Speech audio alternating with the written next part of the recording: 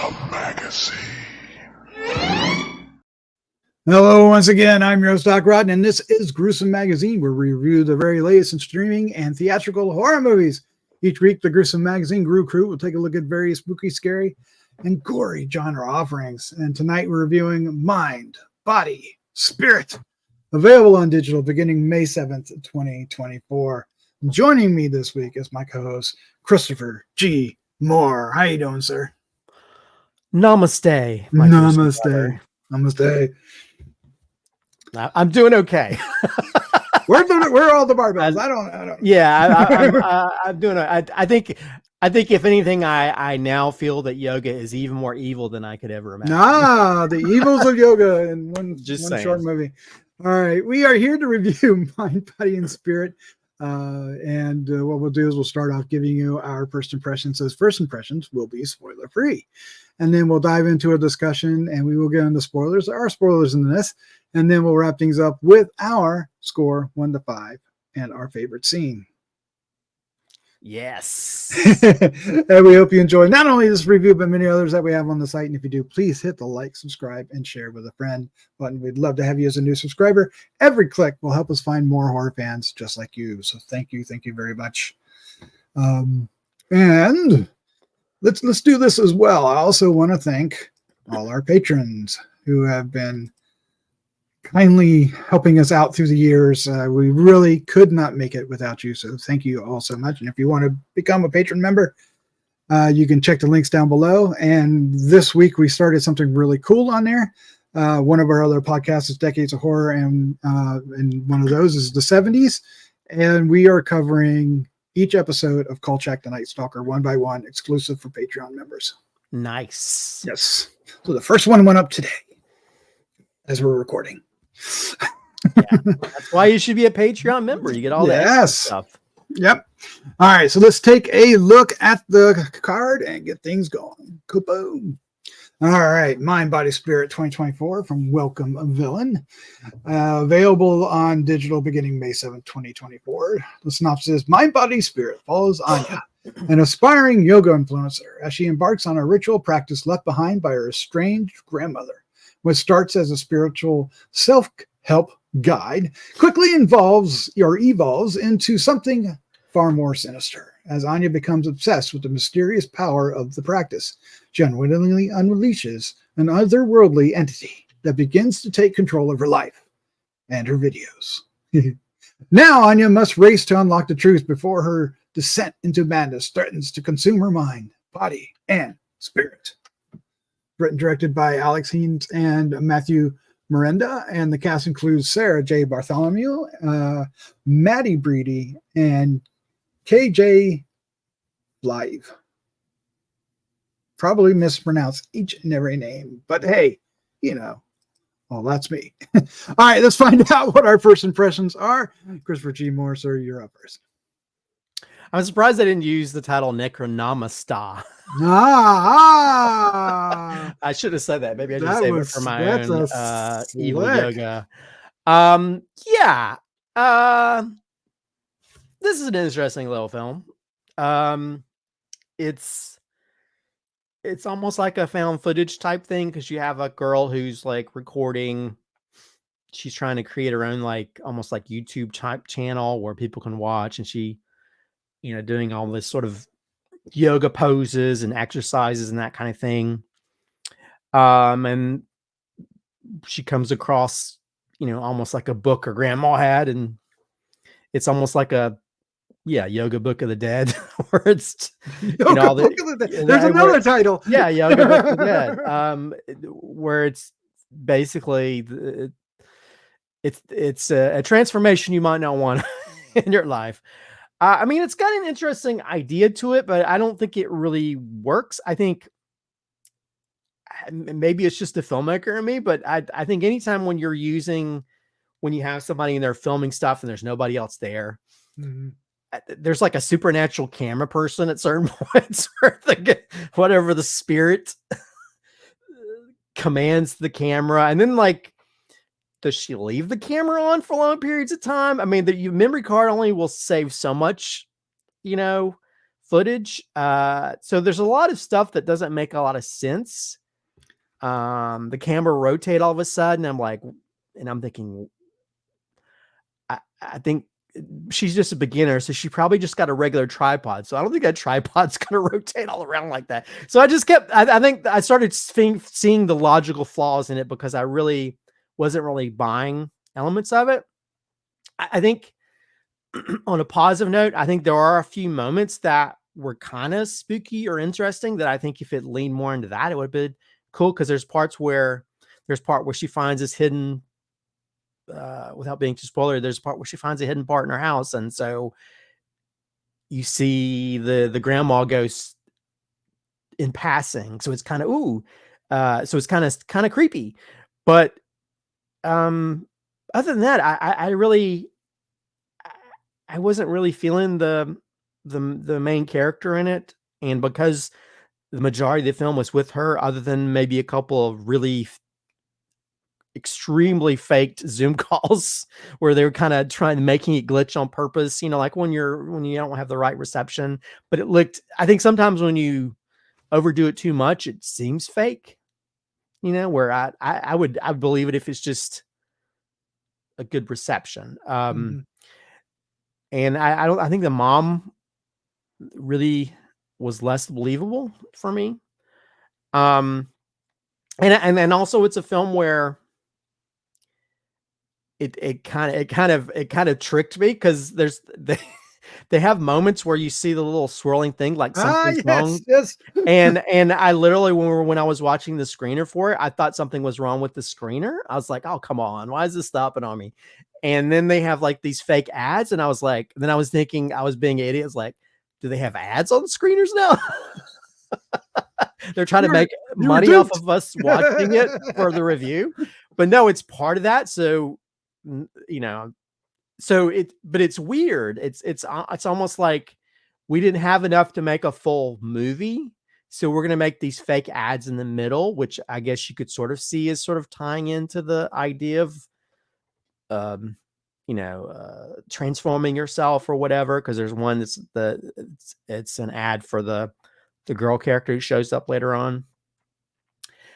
Yeah. I mean, I think it's an interesting idea, but it's not really effective. And then there's one moment, some really bad CGI involving a string. And yeah. And I think sometimes I think if you're trying so hard to make it feel like it's a found footage and it feels extremely framed to make certain moments happen, then it feels less that, I know sometimes you want to make it feel realistic and sometimes you want to add a little bit of flair to it. But overall, I think because a lot of it's just her like recording stuff over and over. So that gets very monotonous. And so it almost makes it kind of feels like filler, to where it's like, and the movie's not even that long to begin with. It's an hour and a half. So, or so, I guess. But yeah, I'm not sure. 25 minutes. Yeah, it's hour 25 minutes. And then if you took out like the little fake swirly things, you took out the ads, it'd probably be like an hour or 15 minutes. So I don't know. It's interesting. It's an interesting idea. But I don't think it works for what they're trying to go for, at least in my opinion. I'm not too far behind it. I think hearing the way you're describing, I think I liked it a hair more than you, or a string more than you. I thought it started out strong. It's basically found footage a la YouTube, right? It's she's basically making would be YouTube videos. Yeah. And self-help kind of guru starting off, and we find out like she's recorded a whole bunch. She's gonna like release them. Yeah, it's all weird stuff. But at first, before it became repetitive, like you were saying, it's interesting. You're following the girl. She discovers by a mishap, a secret room that happens to be right off of where she is, which unleashes all the things. And there are things in there, there are bit pieces that are really interesting, but they're separated by these long bursts of her just doing these videos, and there's no progression in them. There, really no. I don't know. There's no inspiration in the videos, right? And they're more used to do some weird exposition with the book that, we're talking about the yoga book of the dead, which finds in it's all about that and used for exposition. So it gets kind of long in the tooth and loses steam. And then some of the key moments, unfortunately, and I think we picked on the string, don't play, I think, as well as they intended them to, at least for me. So it fell flat toward the end. Didn't quite, nail it. If it could have stuck the landing, I think I would have liked the movie a lot more and been a little bit more forgiving. There were times where I liked the actress who plays our lead. I think her name is the Sarah Bartholomew, right? That's her. Yes. Mm-hmm. There are times when I really liked her, and then there were other times that I wasn't as impressed. But that's true for everybody. And well, some people, there's not a whole lot of cast, right? Because basically there's the cousin, for lack of a better thing. I think they're related somehow, or a friend of a cousin, a friend of her mom's friend, or daughter of her mom's friend or something, but they know each other. And then her mom, and then there's like maybe one other person that's shows up. I can't remember. Because there's the guy that does his video too, right? Yeah. And they're placed weird, and the circles, which I imagine when you're seeing it like at a, let's say it was at a screening at a film festival or something, it would make more sense, right? You wouldn't be thrown by it. But in our profession, we're watching these screeners, and we're usually screening them onto our TV, so it feels a little too, maybe they did too good a job. Maybe it was like, oh no, they made a commercial. Oh no. Because the commercials were really shot well, like a commercial would be. And then the spinning, like you're stuck and you're still downloading something, it was effective. So, but it was weird in the environment in which we watched. I agree with that. So I have mixed feelings about this. As you know, I love found footage, so I kind of going in there rooting for it. And I would call this a found footage film, but it's leaning more towards somebody who's making YouTube. So you're basically watching an hour 25 of YouTube's put together YouTube videos with a little story thrown in between a couple of them. Yeah, it didn't quite have the highs. The highs weren't high enough, and there were way too many lows. So it's not necessarily a success for me.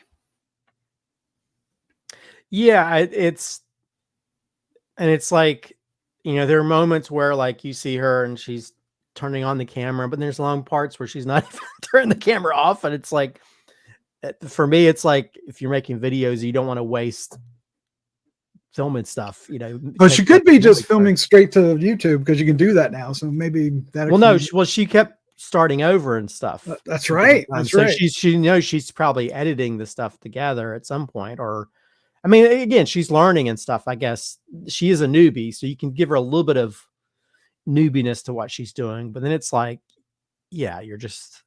Yeah, I wonder how much she pays for her cloud account. So. Well, they put all the videos up. If it's things recording all night long, but then it's like, but then there's moments where, I mean, there is kind of, I mean, I'm kind of torn about some stuff, because like there's times where the camera rotates, and it's one of those things where you're like, do I see something, and then they'll have kind of changes in it, so it kind of adds to the atmosphere, but then it doesn't make kind of sense because. Yeah, I like that element because I thought it was inventive, but if you really think about it, it doesn't make any sense. It would not work that way. But at the same time, there is supernatural things happening. So for me, I was able to let the logic part of it go for that, and I really enjoyed that scene. And there's some stuff like when she goes into the room later on, and things are starting to heat up for the finale, and they were shot really well. Had some kinetic energy to it, but it's hard to say that throughout the film though. Yeah, but then I hate to go back to the string part, which is the bad CGI that part, didn't work for me at all. But it's like, it's literally, it's too framed in how they did that. It was almost like watching the Muppets, where the Muppet comes in and just, it's like, and I didn't. Yeah, she runs across the screen. You're Yeah, and staring then at the. just like, and then she like stops, just happens to stop in front of the screen to pull the string out. Just like it was like, come on. And then like, if you're sticking a string down your throat, why are you doing it on your bed? Go in the bathroom and do that. What would you think was going to happen? Well, I mean, even if you're doing it normally, it's supposed to. There's probably gonna be stuff coming out of your mouth if it's going down your gullet. It's like, I don't know. It just like there was stupid stuff like that. It's like, it is one of those things where you have people who are like, why are you doing this? There was a lot of why you doing this. Why are you doing this? It's obviously something's wrong with this. I will say that the prop that they made was a well done prop. Well, I liked how it looked in the movie and how it had the pages and everything. It felt authentic enough to believe that of what they were implying. Yeah, I don't know if it really makes sense that they would make some kind of potion that you could erase pages of it. It doesn't make sense at all, but that she would kind of figure out some of that stuff. She didn't seem like a very smart cookie to begin with, so her logic didn't make sense at all. But then I think when you think about it, the different things that happened to her, if you look at about the different images, it does tie into those events that happened to her, those supernatural events. But then it's like, I feel like other things, because there's a part where she's doing like the exorcist walking backwards type thing with her head down that we've seen so much in movies in general. And that didn't do anything for me at all. It wasn't creepy or anything. I just like, okay, well. Yeah. I mean, there is a big event with her doing that, with the back going snapping and stuff, but at the same time, it didn't really. Well, there's also a part where her arm like does like Mr. Fantastic. Oh, that's right. So you have those little CGI moments where it's like, okay, that's interesting, but I don't know. She didn't feel like somebody you wanted to root for either. She wasn't she wasn't a very compelling protagonist. She felt kind of, I don't know, even before the possession, she felt, kind of, what's the word I'm looking for? Like selfish? Help me out. Selfish is kind of it, but entitled. I think entitled's one day. I would agree with that. Entitled. Which is weird because I think the other girl was supposed to be the more entitled one or whatever. Right. But yeah, and I didn't believe. I mean, yeah, her conversations with her mom were just grating to me. I didn't. The mom didn't come off very believable, and so those moments didn't seem like real conversations to me. But yeah, I think there's interesting ideas here.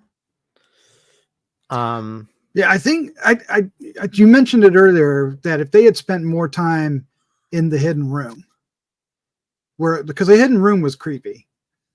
Well, I will say that first time where she finds it, she goes up there and she pulls that thing down. I jumped. And then you see the image of somebody in the background. I was like, ooh, that's creepy. And later on, there's she's in the background, I think, when she goes back up or somewhere. And so those moments, I think, if they leaned into that more, it would have been more interesting. But then it's like we go back to like, all right, dragon pose. Yep. It's like watching the extra stuff from somebody's yoga video. It's like why don't you lean into the creepy stuff? Because that's going to be more interesting. Because then I think once you get to like the sort of traditional stuff they go back to, it just gets kind of boring. And I think you can do all the stuff where the camera moves a little bit and back all you want, but there's never anything there. And then there's moments where they just go on and on and on. It's like, hey, get to it. Show us something. Yeah, they do like 3 or 4 laps around, circling around. And then like, but you do see something every once in a while. And then the one hallway is got like you see the red cover down at the end to make it red over top of the window. So. Yeah. So I mean, but then it's like there's a weird. I hate to compare it to Evil Dead, but there's a part where she kind of multiplies herself, and it's like I like that. It goes into a weird place to where it's like I'm not really sure. It's like Evil Ash type situation. Yeah, I mean, there's a spark of originality here that I'll give them credit for, and it's just, I don't know, the execution just didn't deliver what they were aiming for, and you can see what they're aiming for, you can feel what they're aiming for, and when they do reach it, like we said, like in especially in the secret room or the hidden room, it are certain aspects of what happens outside of that. It really does, but there's a lot of times when it just falls incredibly flat, and plus a majority of it takes place in that one very dull room. Well, no, that room is so dull. And I was thinking, like,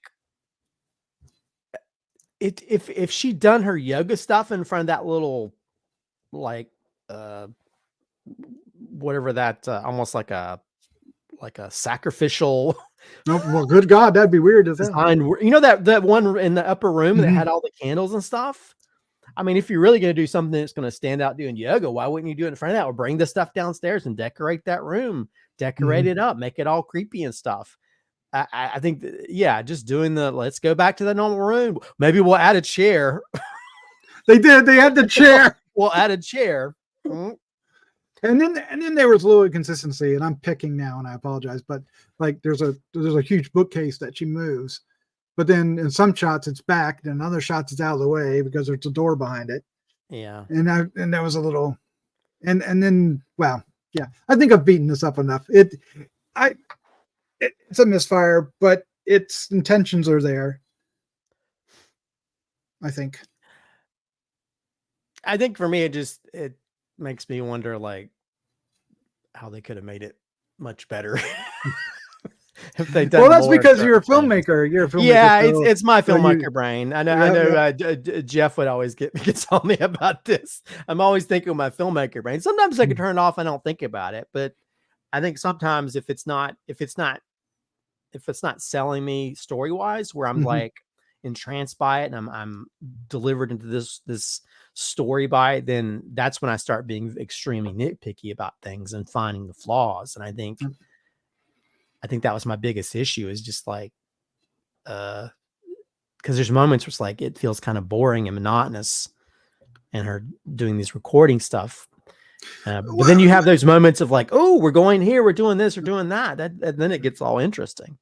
Yeah. I mean, it doesn't help that she's in every time we're doing the major part of the exposition and stuff, that she's in the same room, the camera's in the same position, and it's not, the excitement level drops every time we're back. Well, and I think when you break it up with your little swirly things, streamings, messing up things, or the commercials, it kind of sucks you out of the atmosphere of what you're creating. And I think that shows that you don't have enough confidence in what you're making to sort of, because you could have easily shown her watching the video of the girl, but I think breaking it up like that, it takes you out of the moment to where now we got to get back into it again. And I think that I'm trying to think, did we ever see her in her real life, or did we only see her when she's making these videos? You only see her. She talks about her previous life, but we never see her, I don't think, outside of that. So I wonder if that hurts it too, is that we really don't understand our protagonist. We only know what was presented, through what is essentially a YouTube video. Yeah. Kind of recording. And the only time we really get any background is when she's talking to her mom, or one brief scene with that other friend. And the one with the friend is already after things have happened, so it doesn't apply. And then her mom just made her look like make the early character totally undesirable character to follow. So yeah, there's a lot of things going against it, but yeah, let's go ahead and wrap this up. Let's give our score 1 to 5 and pick a favorite scene. Christopher, you are up first.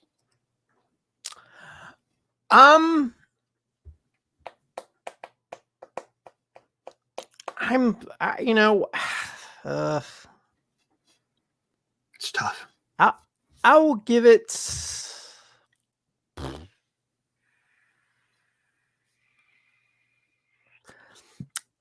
I hate to, but I'm going to give it a 2.25. Oh, nice. I mean, it's below mid. I probably would give it much lower if they weren't those moments of creepiness that kind of showed the potential of it. But other than, I think that's the only reason I gave it as high. I consider that a high score, I guess. But yeah, I'll guess it a 2.25. Man, I think favorite scene is probably when she first ventures up into the that secret part of the house. Because there's like I said, there's a jump scare, and then that's when the first time we see some kind of image of something up there. You don't know what it is, and so and I think that I was like, okay, now this is getting good. But then let's go back to Downward Dog. It was brief. So ironically, I thought I liked it more, but I'm giving it a 2.25 too, and the quarter bump is just for originality alone.